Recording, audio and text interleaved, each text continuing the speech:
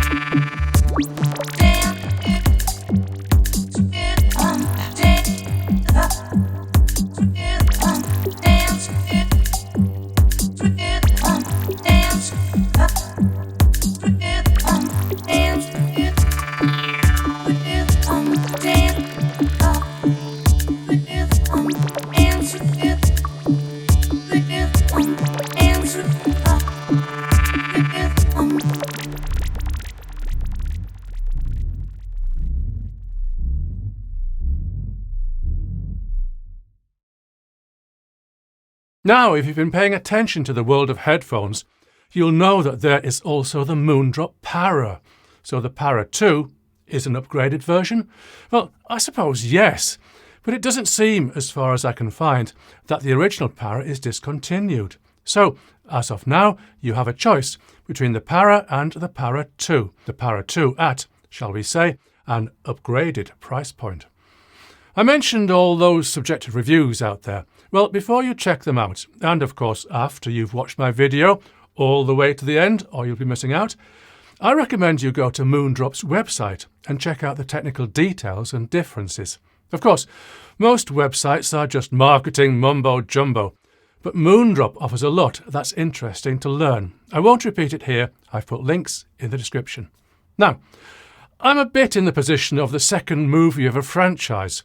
I have to please the existing audience for the Para, and also introduce people for whom the Para 2 is the first Moondrop headphone they've encountered. So, I'm going to try. First thing is that these headphones look and feel almost identical, and it's only tiny details that differ. In fact, the only thing I've found so far is an extra 2, the Roman 2, on the right of the Para 2. Weight-wise, the Para 2 is 10 grams lighter according to my kitchen scales, which in a half-kilogram headphone, well, every bit helps. Now, I've checked out some of the reviews to make sure I'm bringing something extra to the party. And some reviewers don't seem to like the headband. I'm starting at the top. I don't mind it.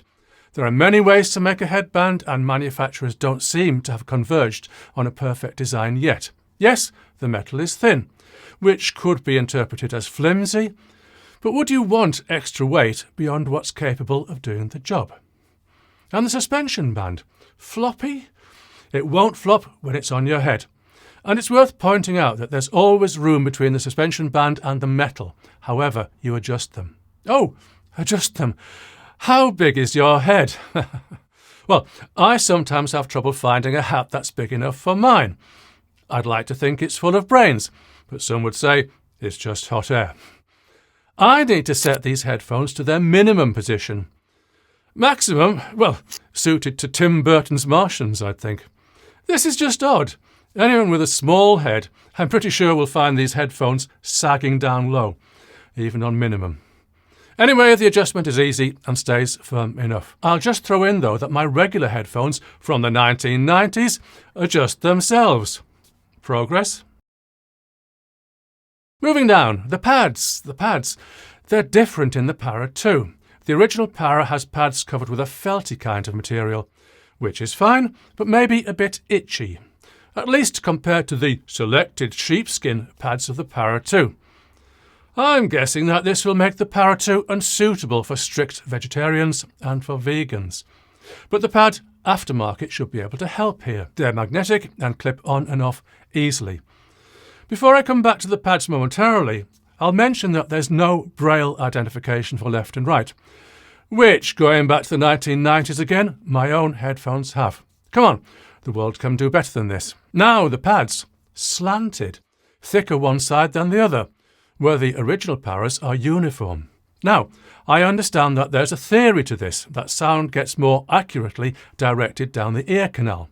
Fine, but either the pads should be marked for direction or instruction given in the manual, which it is not. I wonder if there's anyone watching who doesn't know this already. These headphones are planar. To be sure, in a nutshell, the idea is to drive the diaphragm over its full surface area, rather than only in the centre. This way the stiffness of the diaphragm, or lack of it, is irrelevant, the goal being low distortion. The downside? Planars are heavy. At least all that I've tried are. 0.5 kilogram seems to be around the benchmark. My regular headphones, which I can tell you are big enough to make people stare when I'm on a coach or train, are 350 grams. I'm not going to preach. I'll let you judge the strength of your own neck. Oh, and that coach and that train. Open back headphones, which these are absolutely unsuitable. I've mentioned before about my Derek and Clive habit, and it would certainly get me thrown off. These headphones, and in fact all the Planars I've reviewed, are suitable for private listening only. Detachable. One more pair of connector pairs to worry about, but easily enough exchangeable for convenience and choice. Other reviewers have complained about the supplied cable for its flatness and look of flimsiness. Well, time will tell about its reliability. But I'll complain about the length. A headphone cable should be 3 meters, 3.5. How else can one watch TV and listen on headphones? Which I can confirm is a thing when there's someone else in the house who doesn't want to share the experience of Charlton Heston and Ava Gardner in the magnificent, at least sound-wise on Blu-ray, Earthquake. Actually, low-frequency effects in movies is the kind of thing that's well suited to the planar experience. Planars typically having a solid and extended low-frequency response. Back to the cable. It has a balanced connector, and as you saw in the unboxing, there's an adapter for unbalanced, if you're listening in the past. As I said, you'll probably need to look elsewhere for detailed commentary on the sound quality. 1, because what I prefer may well not be what you prefer. And 2, look how old my ears are. Can you rely on them? Anyway, what I can hear through my tanned leather eardrums with signal powered by the iFi iDSD Valkyrie DAC / headphone amp is the classic planar sound, especially in the bass. Bass is something that's easy to overdo, but Planars handle bass what I consider to be naturally. As for the rest, I've listened to lots on both the Para and the Para 2. I haven't made any of my own music using either headphone, but I've listened to my own tracks, which of course I know well. From the production angle, I normally mix on my Yamaha NS10M Studio monitors, then transfer to my headphones when things are nearly done. Then check back on my speakers and my big speakers. But headphones are an important tool for me. Listening to my own music, I feel that I would have mixed things just a little bit lighter if I'd been using Planars, any Planars, including both Paras. As for listening for pleasure, there's nothing I wouldn't enjoy on either headphone. I think the Para 2 has a slightly less weighty sound, but that's about it. I could have put it as a slightly less overweighty sound. It's so subjective. As for sibilance, yes, of course you'll hear it in defective recordings and borderline cases. But I don't think you'll hear any more than is in the actual track. I'd say that the Para 2 wins here by a nose. But I've learned over the years that the ear is adaptable to frequency balance to a large extent. I don't hear any problems. Don't forget those subjective reviews I've mentioned, and take care to assess whether or not they're just making it up. To conclude, I suppose I do have to ask the $64,000 question. Actually, it's the $150 question, based on prices I see today at APOS Audio.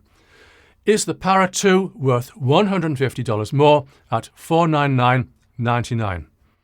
I can't answer it. Both of these headphones were sent to me for review, so I don't have a proper perspective on value. For myself, and this is strictly for myself, I don't want to tell you what to prefer.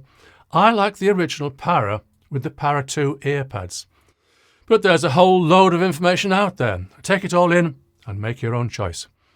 As always, I was sent these headphones, but other than that and any affiliate links, there's no payment or approval involved. So I can say what I like, and I've said it. See you soon.